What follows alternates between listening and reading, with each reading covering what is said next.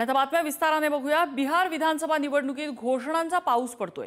India आघाडीने मुख्यमंत्री पदाचे उमेदवार तेजस्वी यादव यांनी इंडिया आघाडीचं घोषणापत्र जाहीर केलंय आणि त्या पाठोपाठ आता भाजपने सुद्धा आपला जाहीरनामा जाहीर केलेला आहे।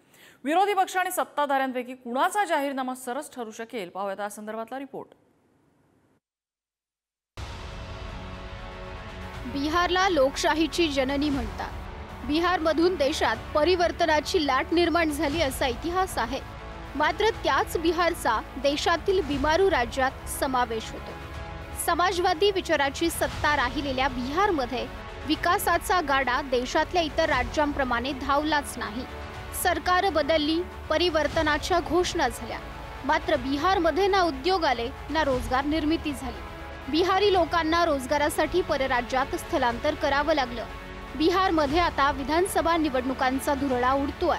या निमित्तानं रोटी, कपडा आणि मकानचा प्रश्न राजकीय पक्षांनी पुन्हा एकदा निवडणूक जाहीरनाम्यातून मांडलाय।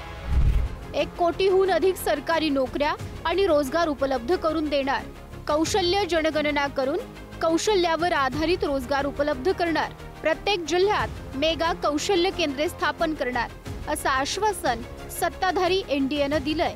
तर राज्यातील प्रत्येक कुटुंबातील एका सदस्याला सरकारी नोकरी देणार, 20 महिन्यांच्या आत नोकरीची प्रक्रिया सुरू करणार, जीविका दीदी, आउटसोर्स केलेल्या कर्मचाऱ्यांना आणि कंत्राटी कामगारांना नियमित करणार असं आश्वासन इंडिया आघाडीनं दिलंय।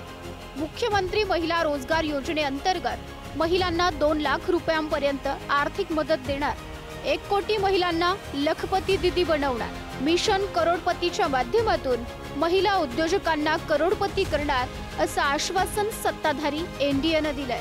तर माई बहीण मान योजनेअंतर्गत महिलांना 2500 रुपयांची आर्थिक मदत दिली जाणार, महिलांसाठी बेटी आणि माई योजना सुरू करणार, मातांसाठी निवास, अंड आणि उत्पन्न सुनिश्चित केलं जाणार असं आश्वासन इंडिया आघाडीनं दिलंय।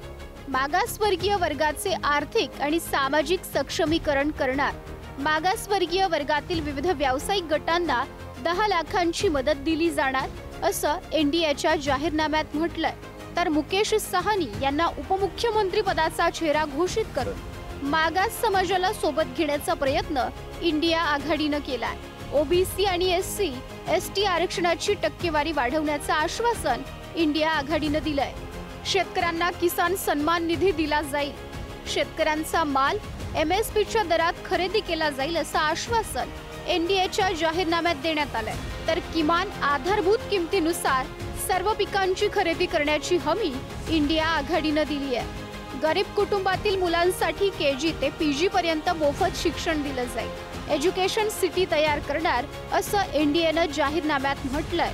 तर सरकारी शाळांमध्ये शिक्षक भरती आणि शिष्यवृत्ती योजनेत वाढ करणार, जिल्हा पातळीवर वैद्यकीय महाविद्यालयांची स्थापना करणार अशा घोषणा इंडिया आघाडीनं केल्यात। पाटणा, दरभंगा, भागलपूर आणि पूर्णिया इथं आंतरराष्ट्रीय विमानतळ आणि 4 नवीन शहरांमध्ये मेट्रो स्थापन करण्याची घोषणा एनडीएच्या जाहीरनाम्यात आहे। तर 5 नवीन एक्सप्रेसवे बांधणार अशी घोषणा इंडिया आघाडीनं केली आहे। प्रत्येक कुटुंबाला 125 युनिट मोफत वीज दिली जाणार असं आश्वासन एनडीएनं दिलंय। तर प्रत्येक कुटुंबाला 200 युनिट मोफत वीज दिली जाणार असं इंडिया आघाडीनं म्हटलंय।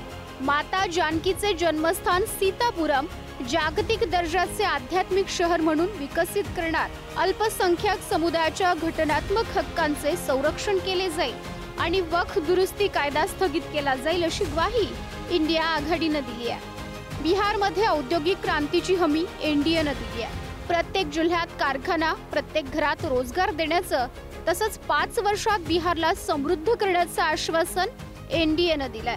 तर मुंबईतील स्थलांतरित नागरिकांसाठी बिहार मित्र केंद्र स्थापन करण्याची घोषणा तेजस्वी यादव यांनी जाहीरनाम्यात केली आहे। शिवाय जुनी पेन्शन योजना राज्यात पुन्हा लागू करण्याचं आश्वासनही इंडिया आघाडीनं दिलंय।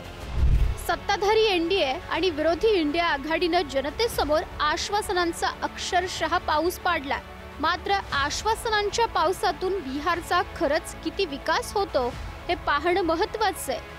कारण गेल्या निवडणुकीत देखील असाच घोषणांचा पाऊस पडला होता, मात्र विकासाचं रोपटं बिहारमध्ये फारसं वाढताना दिसलेलं नाही। त्यामुळे मतदार राजा हा सुजाण आहे। बिहारमध्ये तो ज्याच्या पारड्यात मतदान करेल त्याचंच चांगभलं होणार आहे। शिवाजी काळे, पुढारी न्यूज।